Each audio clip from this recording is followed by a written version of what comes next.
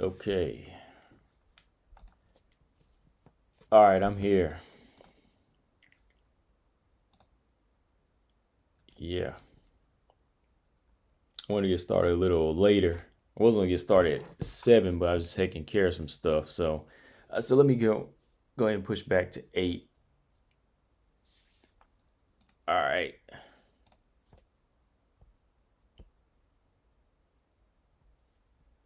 Here we go. Here we go.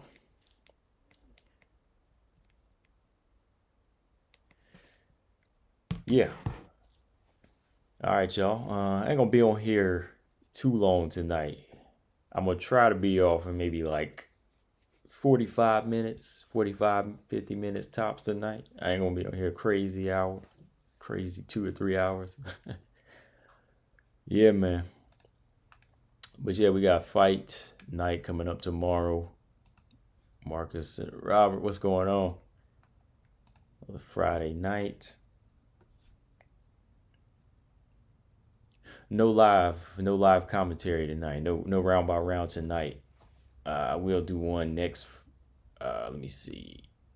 The next Friday, yeah. So I'm gonna just get on here and talk about some fights coming up tomorrow. Then kind of give you my thoughts on Clarissa Shields and Amanda Nunes as far as who the GOAT really is, right? All right, so yeah, we get started here in a minute.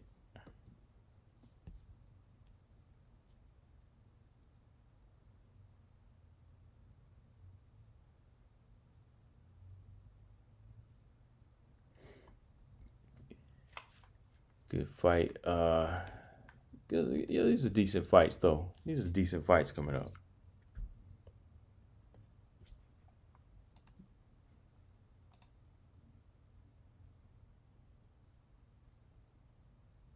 You said Robert said, please try to do the live stream going past midnight today. No way, man. I ain't doing it. No way, man. He said do a live stream until past midnight.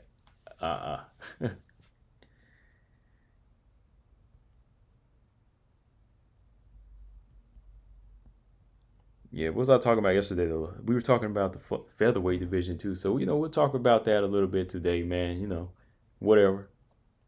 Get started here in a minute.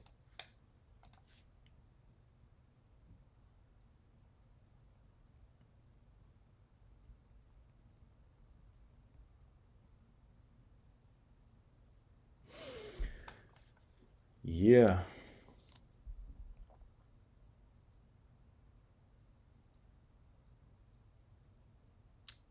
Yeah, Cheyenne Bays is going to fight Ruiz. She's going to fight Conejo Ruiz.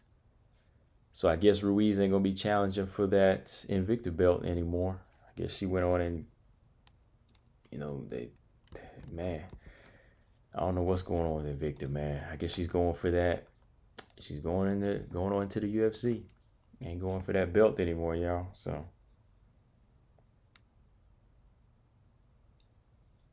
Yeah, Kay Hansen's out. Cheyenne Bays versus Montserrat Ruiz. Another strawweight fight. What's happening?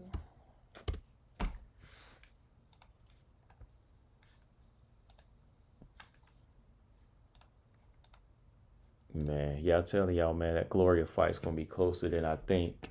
Gloria DePaula versus Jenny Frey. Like, I know it can be. I know it can be. I know it's gonna be closer, man. It can be closer. That's my thing. Like, just looking at their styles.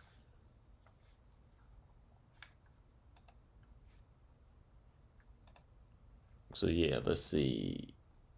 All right. All right, y'all. So yeah, welcome back to another live stream, another CB99 live stream. So yeah, man. No live by round by round commentary tonight. Just gonna do some a fight night talk for tomorrow. Ernest Richardson, what's going on, man? We're gonna let's go ahead and talk about these fights coming up. We can do our picks as well. But we got two strawweight fights and a flyweight fight, right? Courtney Casey versus Jj Aldridge. Angela Hill and Ashley Yoder rematch, which I know a lot of people, they're not crazy about that fight, but we talked about it last time, so give me y'all pick again. And Gloria DePaula versus Jenny Frey. I'm really looking forward to this one, man. This is the one fight, for some reason, I'm looking forward to it more so than anything, man. But like I said, I ain't gonna be on here too long. I know I always say that, but this time I'm going to try to cut it down to 45 to 50 minutes this time. So we're going to get started. BJ, what's going on, man?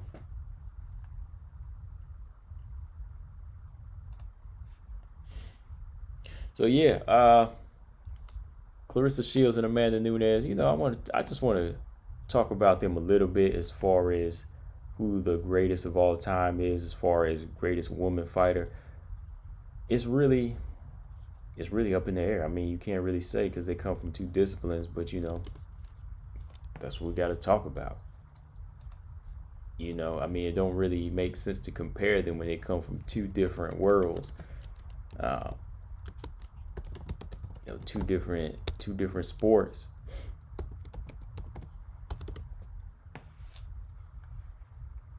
All right.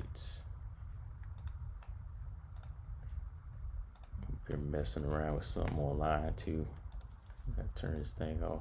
All right, so yeah, Courtney Casey versus Jj Aldridge. Jj Aldridge, she's been out the mix for about I want to say a year and some change now. And Courtney Casey, her last time out, she lost to Jillian Robertson. So I'm curious as to see where Jillian Robertson is, not Jillian Robertson, where Jj Aldridge is right now. Got to shake off that octagon rust. I mean, this was a good opponent for her as far as the first fight back into the flyweight division. I mean, after a year off, yeah, Courtney Casey is a good matchup for her, to test where she's at. Because if you think about everybody else in the flyweight division, even on the unranked level, there's going to be some good tests for JJ. Some of them are a little bit, I would say a little bit big, too much of a match for her right now. Because if you were to put her in there if they had matched her up with even Manon Firo or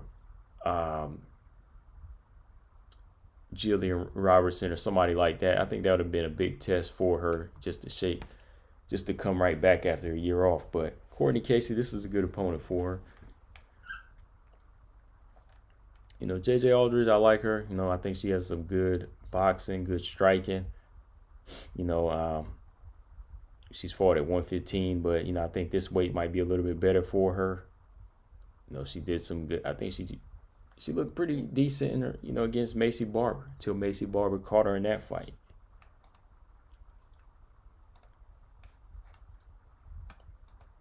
Let's see. Robert Henry said he's going for Jj Aldridge in this fight. He thinks she has it. Yeah, I think so too, man. I think this is going to be a good stand-up fight. I think, JJ, again, she has the much well-rounded boxing skills and hand game. Whereas, Courtney Casey brings in that Muay Thai style, a little bit more flat-footed. But I think JJ, she's more fluid on her feet. She's a little bit more fluid on her feet, and she's going to be moving more. She's going to be more in and out, to me. That's what I think. So let's see. Yeah, Jj Aldridge, she's about 5'5", 67.5 reach advantage. And Courtney Casey, I want to say Courtney Casey is what, 5'7", 5'8", because she's pretty long and tall. Yeah, she's 5'7", with a 67-inch reach.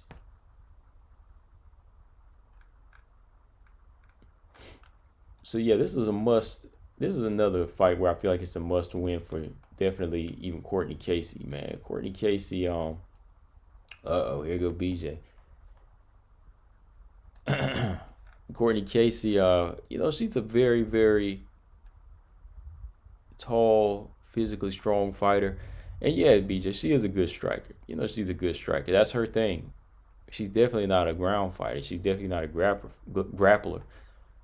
Um, that's how she got the majority of her wins. I'm not saying. I mean, going into this fight, you know it's going to be a stand-up fight. You know, she's not going to take it to the ground against Jj Aldridge. Outstruck by Jillian Robertson. You know, Jillian Robertson. You know, her striking ain't top level.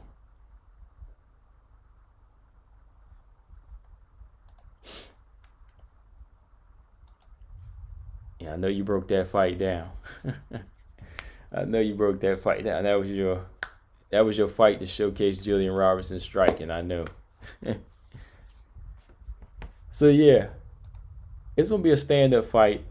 It's gonna be having its moments. You know, Courtney Casey, like I said, a little bit slower on the feet. I think JJ's much better all-around boxer.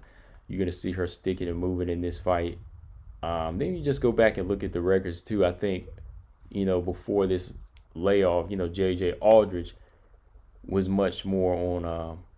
I feel like her momentum was much better. You know, she was beating some good second-tier opponents. You know, she has wins over Poliana Viana.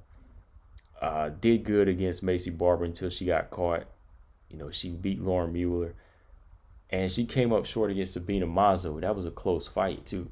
You know, I think that, yeah, that fight was really close, though, with Sabina Mazo. So, in this fight here with Courtney Casey, I'm going to have to pick Courtney. I'm going to have to pick Courtney in this fight.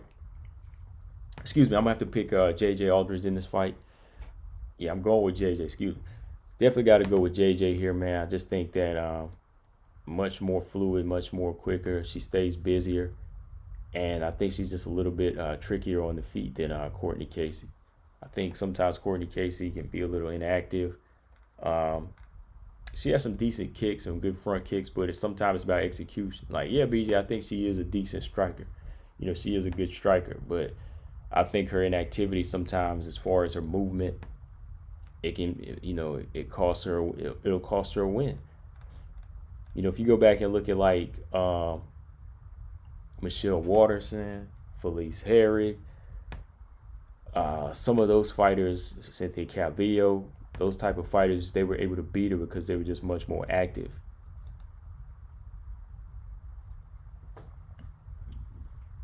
Yeah, I think Aldridge got it too, BJ. You said don't you think that the threat of Jillian's takedowns had a little bit of something to do with it? Yeah. Yeah, he said that in his round by round, right? BJ, yeah, like, you know, the reason she was able to strike a little bit more and look impressive because, you know, Courtney was worried about getting taken to the ground. You know, that's what it was all day long, man. Yeah, I'm going to go with Jj Aldridge as well, man. I think she got this by decision. You know, I think, you know, her stand-up, much more polished, and it can win her decision in this one. Angela Hill and Ashley Yoder. I think I already did my pick last time. I'm going to go with Angela Hill. I mean, anybody else change their pick on that? I think Angela Hill, you know, she can pick up the first couple rounds, but she might lose that momentum. Sometimes she starts to gas towards the end of a fight. I think Angela Hill, you know, has improved a little bit more her takedown defense and her ground game, but I don't think she'll want to take it to the ground against I think a much better and flexible grappler like Ashley Yoder. You know, Ashley, she'll like to fight on the ground. She like to do that. You know, Ashley Yoder, she ain't afraid of a fight. You know, she's not afraid of a fight. You know, she will fight you in the clinch. She will try to fight at a range. But I just think that Angela Hill, she'll probably pick it up in the first couple rounds, take them rounds, and if by the time, you know, Yoder comes on strong, it might be towards the last part of the second round and maybe win the third round. The thing about both of these fighters, like I was talking about on live stream the other day, is that, you know, the reason we rarely see Angela Hill or Ashley Yoder really reach the top, or we won't really ever see them reach the top, is because they're good fighters, but they just don't have that level up in them. That they don't have that fire to completely like change the course of a fight.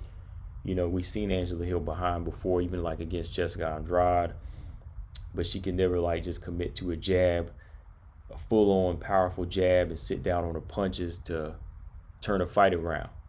You know, same with like Ashley Yoder. You know, Ashley Yoder had her moments against Mackenzie Dern, and I think she, you know, did enough to pull out a very close decision against Mackenzie Dern, but there were still some moments in there she let Mackenzie, you know, get it to the ground and pull it in her favor.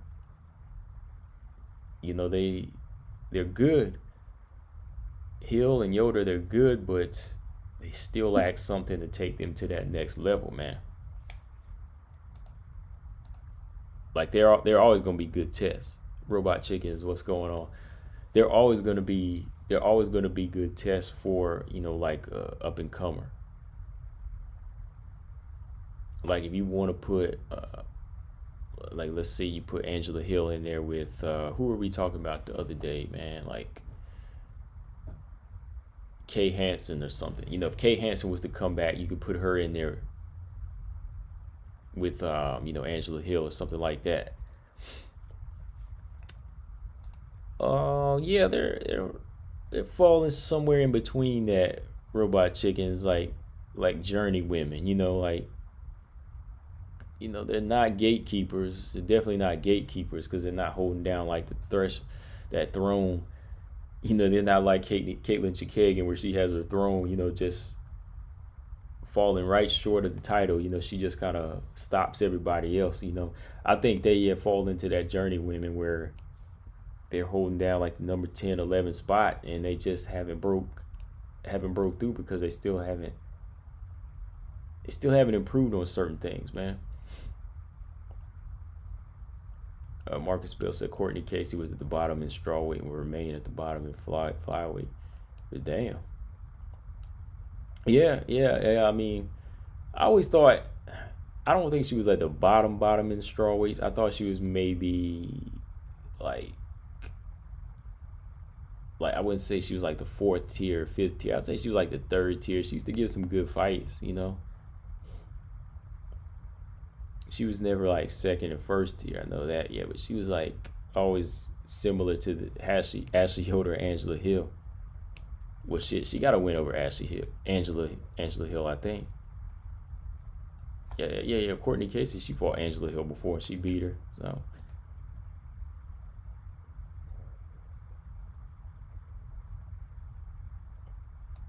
Yeah, she is, man. She holding down the throne right there, man. That's her throne. The number 1 contender is always going to be her, man. You know? But going into this fight, man, the strawweight fight, like I said, I'm not really expecting big things. Like, I'm not expecting big fireworks here. But I am picking Angela Hill to win this one by decision.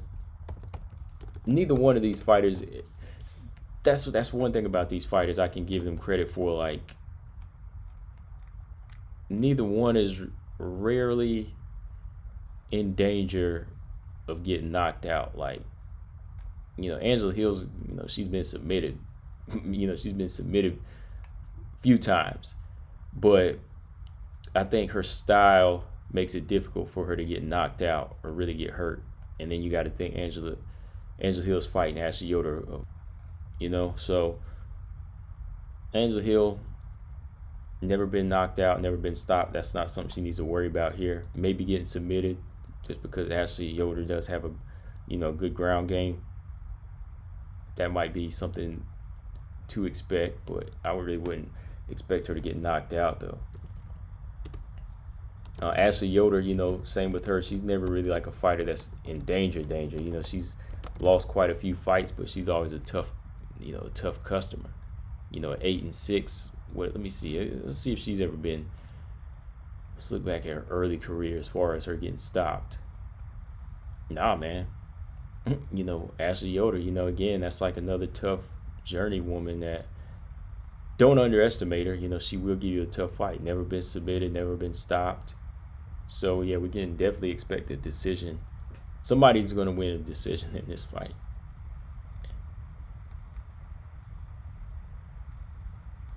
Yeah, that's impressive though. Like, that's impressive for Ashley Yoder. She was in there with Mackenzie Dern, didn't get submitted, didn't get knocked out by that power. Didn't get submitted by Randa Marcos, came up short, faced another good ground fighter in Souza, didn't get submitted. Was able to hold her own. So yeah, Ashley Yoder, like she could be something, man. Like, I don't know if it's the gym she's with, but like she could be like a top level fighter with her toughness. I don't know about y'all, but yeah, I feel like she could be a top level fighter if she added some skill set to her, a higher level of skill set to her game.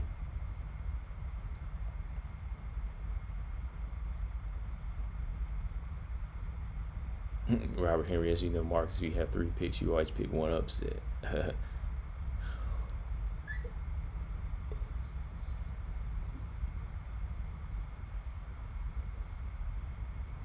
What are we gonna do?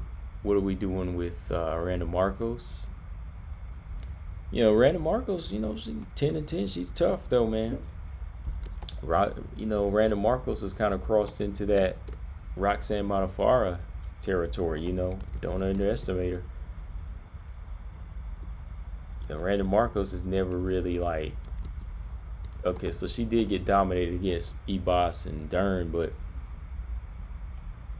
some of her fights, are very close. Randa Marcos never been knocked out either. Got submitted twice, but other than that, like her decisions, she's always a tough fight. Another one that falls in that journeywoman territory. Don't underestimate her, because she will give you a good fight. Just enough to test you. If you got the goods, if you pass that test, then you move on. That's kind of what it's like with Randa Marcos as well. But yeah, I did my breakdown prediction. If y'all haven't checked it out, for Gloria DePaula versus Jinh Frey. What do y'all think, man? Like, moving on to this fight here, I think this is a good fight. Good fighter coming off a Contender Series win. This is a must-win for Jinh Frey. She's 0-2 right now. So what do y'all think, man? Like, what's y'all's take on this fight? Will Jinh Frey show up to pull off the upset? She's the underdog going in. What do you think?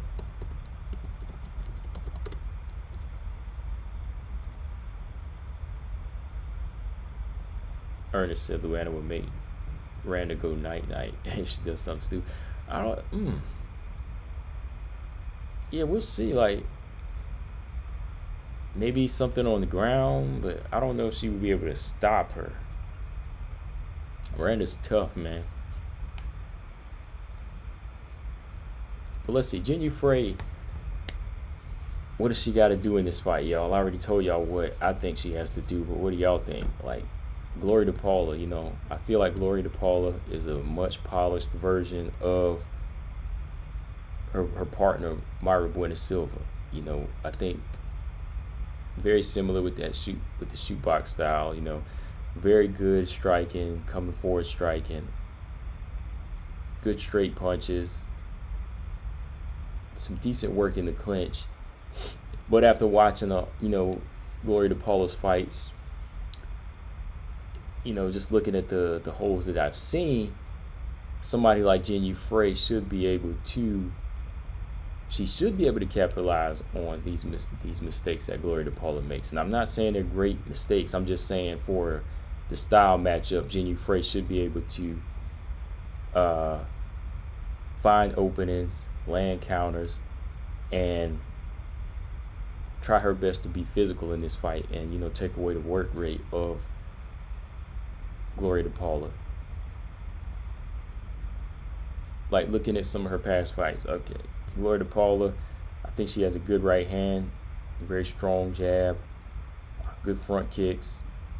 She can really set the pace of a fight, if you let her. If you're not a good striker and you just kind of stay on that outside, she's going to continue to play that game. But I saw a couple fights, like Carnelossi, I mentioned. Carnelossi was willing to bang with her. And since she was kind of like Carnelossi, she's got guns, she's a little bit bigger and physically stronger, she was able to hook her way in throwing hooks, throwing barrage of hooks and kind of backing Gloria DePaula up. This was early on in her career, like 2 or 3 years ago, but she was able to back her up. And when she would throw these hooks, she would land a few around the high guard of Gloria DePaula and eventually clinch up. And when they would lock up, she was able to take her to the ground. And, that's another question, like Gloria DePaula's ground game. We got to wonder how good she is as far as at this level. Jinh Frey, much more of a stand-up fighter, but if she's really been working on her strength this time around, she would start to fill out more so for this strawweight division, and she would take advantage of this moment to say, look, Gloria DePaula, she's a little bit of a slimmer strawweight, so let me go in there and use my physical strength on her, because she can't stay on the outside. She's gonna have to press in a few times and be rough and rugged and throw some elbows like she did in even against Loma Louboutin. You got to do a lot of that. I just think Jinh Frey is a good, accurate striker, man, but she can't be stingy, man. She be stingy with them punches sometimes. She won't just let the hands go. Won't let the hands go enough. And I think that's what cost her what could have been a TKO against Kay Hansen. She could have stopped Kay Hansen in that fight, but she let Kay Hansen come into her zone whenever she could have just controlled it, and Kay Hansen gets the submission win. I don't know about y'all too, like I was factoring in different things like the want, the hunger. Since Gloria DePaula's just making her, actual UFC debut, I think she's really in a place where she wants it more. I think she wants a little bit more than Jinh Frey. And then I just saw like Jinh Frey's face whenever she got tapped out by Kay Hansen. It was just like, that was it, it was just so nonchalant. Like, I know you don't want to extend the arm anymore or break your arm, but it just kind of seemed like whenever Kay Hansen submitted her, like they were bringing up, kind of like she just wanted to go ahead and give up. It was like, oh, well, I got caught. That's it. So when you look at stuff like that, just the body language sometimes of a fighter, yeah, that will kind of factor in and make you say, all right, maybe this fighter won't win because they don't want it as much. Want's a big part of it. I think, let's see, Marcus said, I think if Frey gets Gloria to the ground, it's over. Yeah, if she's physical and she gets her on her back, it could definitely be in favor of Frey in this fight,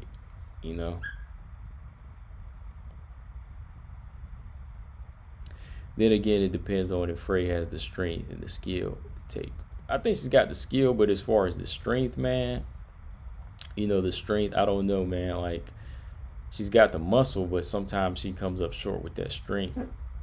I thought she should have manhandled Loma Louboutin a little bit more, but, she came up short. But that's going to have to be her game plan, is to, close in the offense and smother and work on the inside.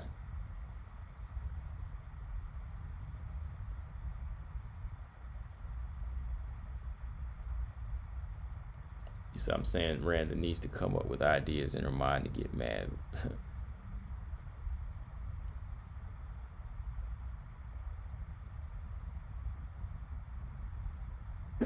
Yeah, Gloria did some things. Yeah, she can be a little slippery on the ground. Like, she did some things to escape from getting submitted by Carnelossi, when she was on the ground. But I think it's just a matter of whenever a fighter gets a takedown on her and then they start to kind of work and, they start to outstrike her. Because, Carnelossi rocked her, I think, one time in that fight. So I think it's going to come down to, her kind of using more angles. Like, she's going to have to know how to back up in this fight. How Mayra Bueno Silva just comes forward sometimes. They both have that similar style, that same approach, excuse me.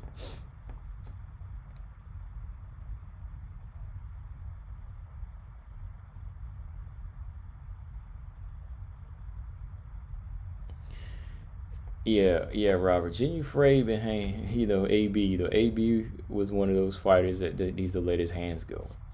He's one of those fighters that just won't let his hands go. And, she's kind of in that same category where it's like, you got to pull that trigger, man. You got to pull it.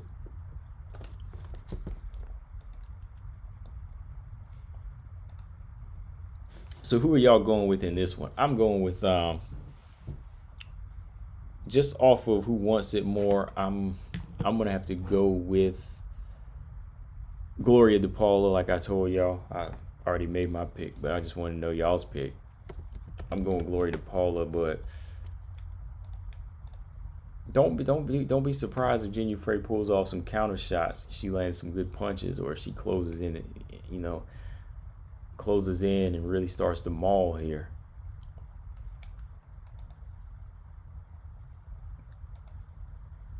Because maybe this 0-2, this 2-fight losing streak in the UFC will, wake her up a little bit. Who knows, So that's what I'm hoping for, because I'm hoping for a good fight. I don't want to just see a dominant win for Gloria DePaula. I want to see Jinh Frey come to fight. I want to see her come to fight, do something.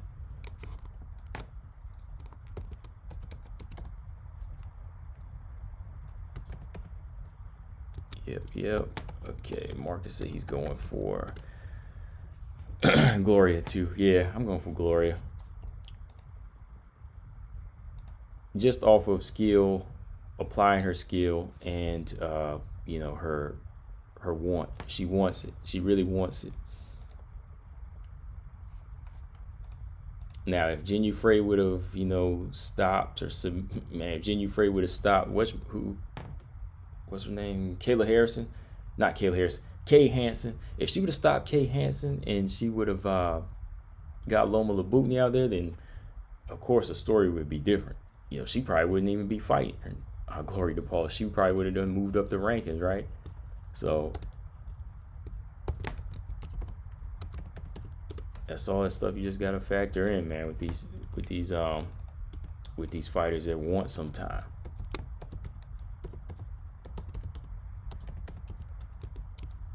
Just messing with something here real quick. Excuse me. There we go. All right, there we go. Yeah, so yeah, Gloria DePaula for me. But yeah, we got some good fights. I think these fights are gonna be better than not the previous weekend, but the weekend before that. Whatever weekend the Sarah Morris fight was, we're not gonna have a Sarah Morris fight on here. We're not gonna have a caliber of fight like that. Even Angela Hill and Ashley Yoder, they don't bore like that.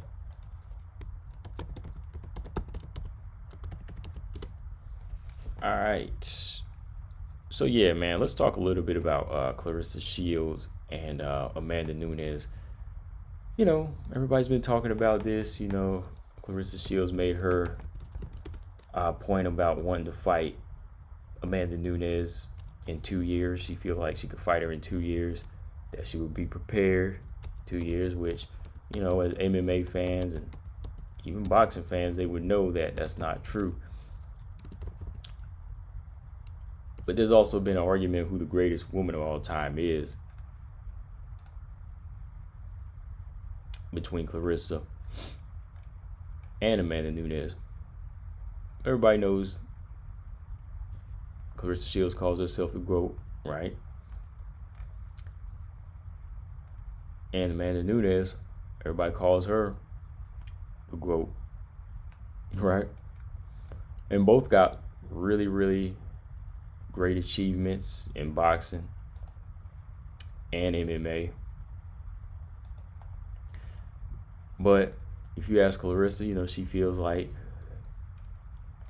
she's just the greatest woman of all time, period, in combat sports. But let me pull up an article here. I think if I got it, I'm definitely going to give you my thoughts on it as a whole here. Yeah, this is the one I read.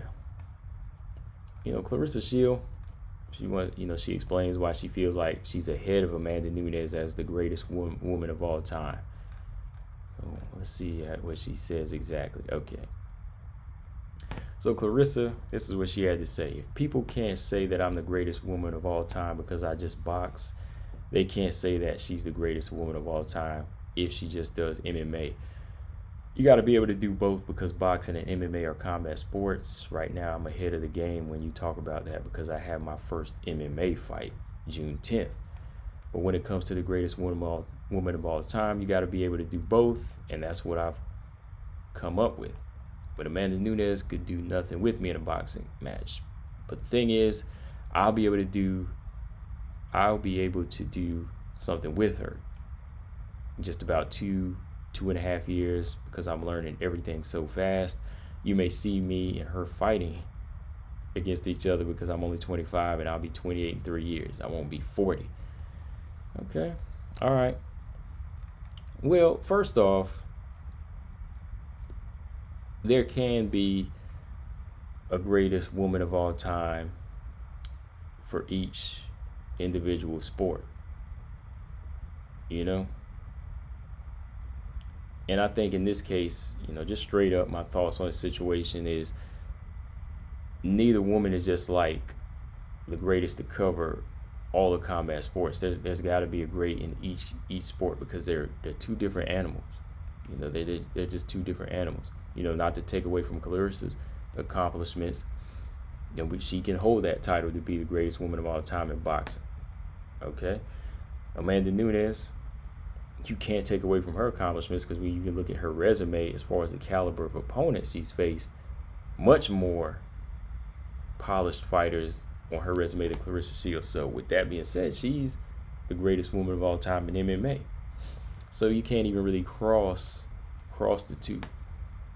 And with Clarissa only having one fight coming up in PFL, that's still not an argument to say she is the greatest woman of all time in combat sports. Just because she has one fight coming up in MMA, the caliber of opponent's going to make a difference. The result's going to make a difference. And again, it's not for a title. So with one fight, that can't push her ahead of Amanda Nunes. Amanda Nunes' accomplishments still ride really high over a one fight in PFL, even with the boxing career added to it. So it's just a simple situation where you have to respect both sports. I made this analogy the other night, the king of the jungle or land is the lion, but the king of them swamps and the water, that's the crocodile's territory. If one steps into the other's lane, they're going to get eaten. They're going to get killed and eaten. So it's just a lane where Clarissa's got to say, I'm the greatest boxer, and I'm coming to test the waters. I'm coming to learn how to swim. I'm coming to learn how to swim with the crocodiles. You just don't earn it with one fight. You got to respect those grounds. You don't, like I said, you don't see a lion hanging out in these swamps in the water here because he can get eaten. You see the crocodile come out every now and then, but he still stays in his lane. He stays in his area. So it's just a matter of respecting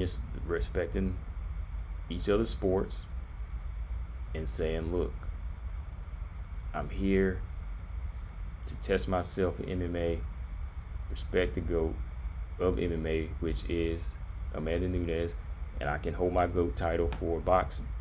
Because, Clarissa has something, a lot of men haven't done today, just continue to clean out divisions. Unified in three weight classes, undisputed in 2. Not many men can say that now, right? So she has that going for her. And she also has the work ethic and the courage to step over into MMA. Not many male boxers now are doing that. You don't see too many fighters doing that now. But again, the outcome of this fight is really going to come into play on where she stands as an MMA fighter. Let's just be real. And you know, Amanda Nunes already made it straight. She's not boxing. She just made it straight up. Her domain is MMA, and that's what she owns.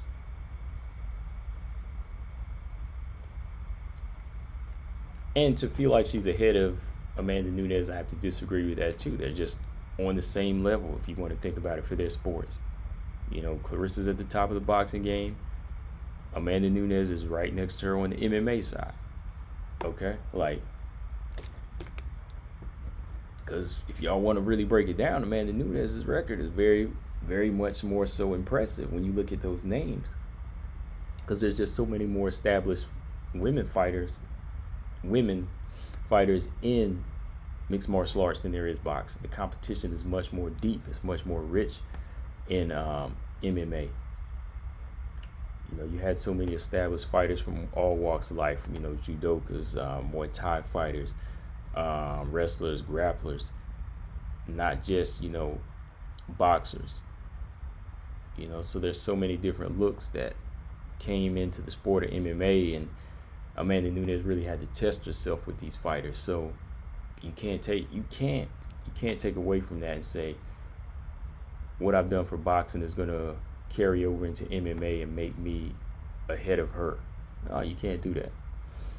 So let me take a break here. All right, what y'all saying in the comments? Yeah, Marcus, I'm looking forward to that rematch tomorrow. I'm looking forward to Cecilia versus Jessica. Yeah. Robert said, if it's between these two, then it's Amanda by a country mile or even like Nunez. Yeah, be real. Yeah, that's right. Like, if you ain't no fan, you got to give her your prop. You got to give her props. I wonder if Clarissa's trying to do MMA, if she's more focused to becoming a GOAT in MMA. That's a good question. Like, that's a good question. Like, are you really focused on becoming the GOAT in MMA? Because that road is a long way away. That road is a long way away, man. Like, what am I always talking about on this channel when it comes to being a champion in MMA? You know, it's well-roundedness. You know, well-roundedness doesn't just come like that. You know, well-roundedness comes with work in every single sport, the respect to the sport, you know, grind, years and years of work put in on the mat, you know, years of wrestling, years of jiu-jitsu, and even then, you know, you're not even, sometimes these fighters are still not the best at it. So it takes a lot to put all, you know, to be a great in MMA. Yeah, man, each combat sport presents its own challenge. Marcus said if Clarissa doesn't respect MMA, she's going to be messing around and be a broke GOAT. Yeah, man, like, it's dangerous, man. There's so many different things that could happen in there that could damage you, you know, and kind of mess up your boxing career as well.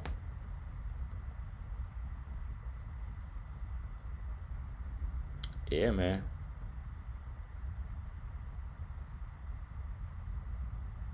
Yeah. Yeah, you won't excel in another sport just because you know, 2-time gold here. You know, it's like starting from square one again.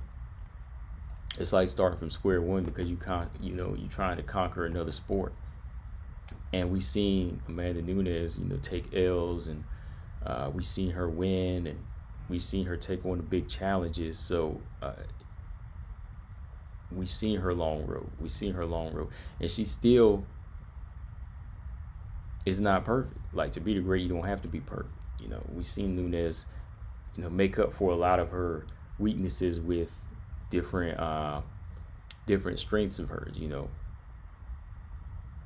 we say sometimes Amanda Nunes has the gas tank not to go a full 5 or really be pushed. So she makes up for it by fighting in a different rhythm, you know, or she makes up for it by having power, by getting them the hell out of there, you know. She makes them short and nice. So there's just so many different levels that you just have to know and accomplish in MMA. And I just think that Amanda Nunes is proving it time and time again why she's the GOAT right now in MMA. And yeah, Clarissa's the GOAT in boxing. but they don't spill it. They don't spill over in each other's territory. Can't do that. It's like the ways of the jungle, man. You got to respect your ground. Step out of your ground, you get eaten.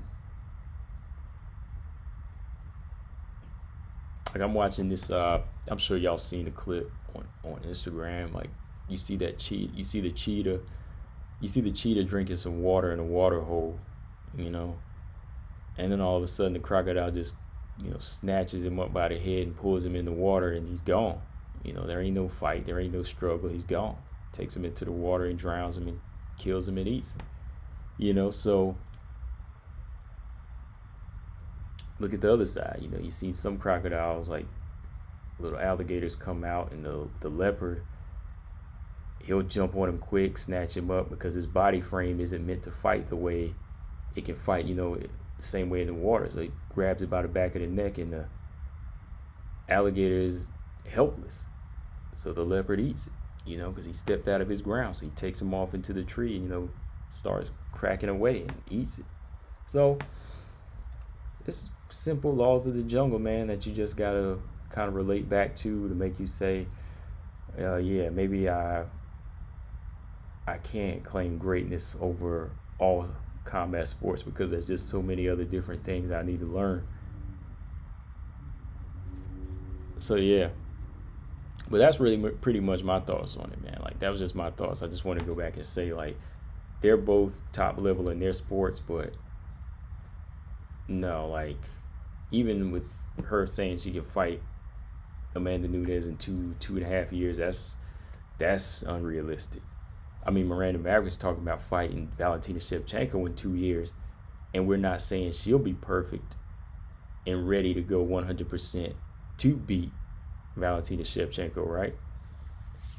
Even a fighter that's been in MMA is saying she needs 2 years to get to the champion, right? So does it really make sense for a boxer coming straight in to say now, making their debut in June, that they can come in and beat Amanda Nunes after 2 years? No, I don't, right? So yeah, y'all think on that. I hope I made some good points.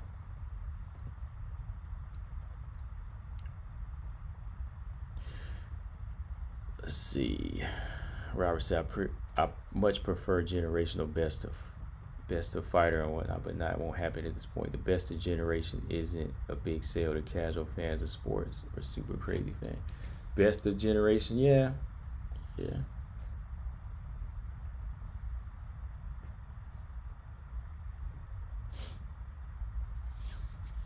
So yeah, man. Cause yeah, like Clarissa, maybe like 2 years. I wouldn't even say Clarissa in 2 years would be ready for, you know, a fighter like, let's see, who else is out there? Kayla Harrison, because you got to remember Kayla Harrison is going to be graduating as well. Like Clarissa would have a tough time with Kayla Harrison in 2 years, you know, so because she's going to be stepping her game up. So every time you step up, you got to remember somebody else is taking a couple steps up as well. Because if I know I can't wrestle, why am I going to try to hit the mat with a wrestler or talk trash to a wrestler and say I can beat you? You know, I'm not going to go out there and embarrass myself, man. Same with jiu-jitsu. Don't know it, so, you know, so why am I going to jump on the mat and say I can do this in a matter of time and disrespect a black belt who's been doing it for years? You know, I can't do that.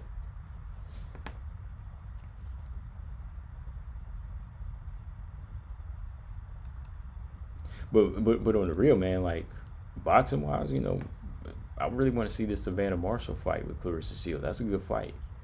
You know, Savannah Marshall, she's been stopping her opponents too, so that makes for a good build up for a fight. You know, they got the backstory as well. They fought back in 2012. Clarissa lost to an amateur, so that's the fight they really need to build up. That would be really interesting, man. Clarissa versus Savannah Marshall, yeah. Because let's see, like Savannah Marshall, since she's hit the scene, had a few common opponents of Clarissa Shields, and she stopped them. You know, Yeah, here we go. You right, man. I'm past my time, man. You know, now I'm charging overtime. Overtime. So yeah, man, like I said, I'm gonna wrap this thing up though. Like I said, I got some things to do. We gave our picks for the night. And yeah, that's my thoughts on Shields and Savannah Marshall as of right now. Probably go back and talk about it some more as we get some more details on Clarissa's debut in MMA. But yeah, man, I'm about to roll out. I am going to roll out under an hour today. Make sure y'all subscribe. Thanks for coming through in the chat. And I'll probably catch y'all Sunday. Yeah, Sunday or the fight night, after fight night. So, all right, y'all, later to the chat and comment on what one of the points